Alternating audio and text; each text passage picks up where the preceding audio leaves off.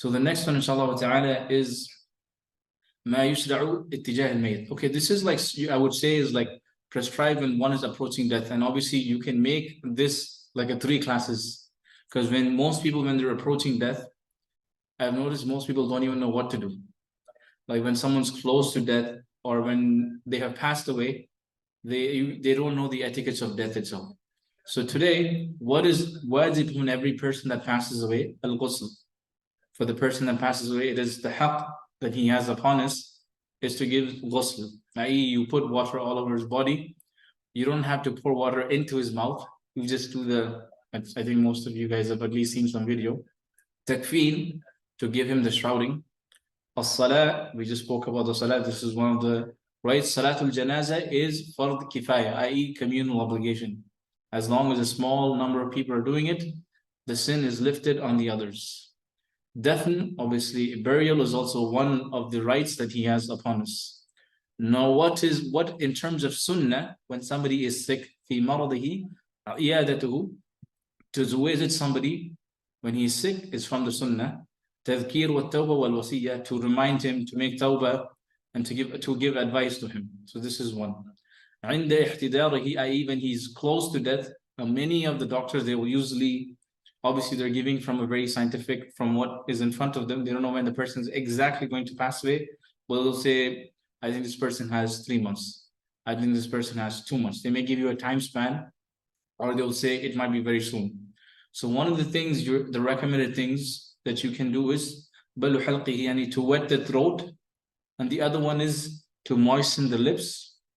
Talqeen al-shahada, yani to encourage him to say shahada. Why? The Prophet ﷺ said, Man kana akhir kalamihi la ilaha illallah dakhala al-jannah. Whoever last words is la ilaha illallah shall enter paradise. Tawjihul al-qibla, make him face the qibla. Sometimes you're not able to move the person. Keep in mind, this is a sunnah, so don't enforce something like this if they're not able to move.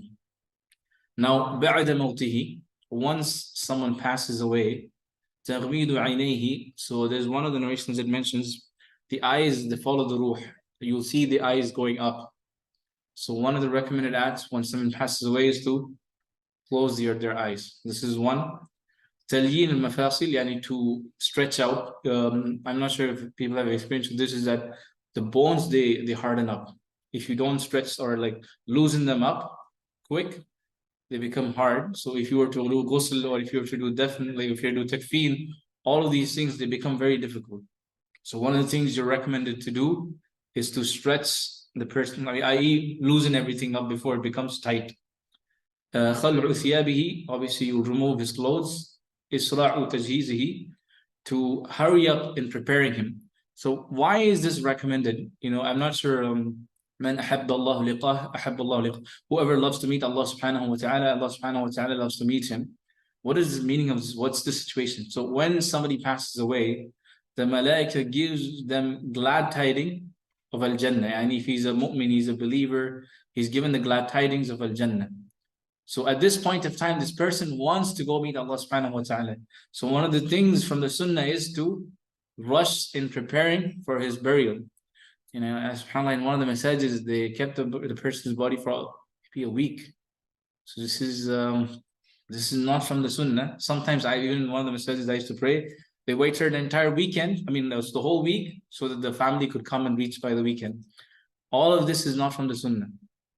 In a lot of the Muslim countries, if somebody passes away in the morning, by afternoon, everybody's done. So, ziyaratu qabrihi, to go see the grave, but also, there is a certain dua also that you can make, that, we will also join them in the future. But all of these are certain sunnahs. Now, there are certain dua, maybe we'll dedicate a class one day for it specifically, because when somebody's sick, especially if somebody has cancer, all those things, they slowly kill you. It may take a year, 2 years. It's a long process sometimes. It's just the reality. So even the family members at that point of time, they're thinking, can I wish for this person's death? Because they're in this confusion, because they see the suffering, and the doctor will clearly tell you, don't have any hopes, just make their journey easy for them. They'll make it very clear. So there are certain dua, maybe the next time I'll just mention that in detail. Can you wish for death itself? Generally, the concept is no. So there's a general dua that you can make, keep me alive in this dunya as long as there is khair, take me away, if there is, so that inshallah will cover in detail, but for some other class. But these are the general etiquettes, rushing to prepare the person's burial, takfeen, and all of these things. So inshallah.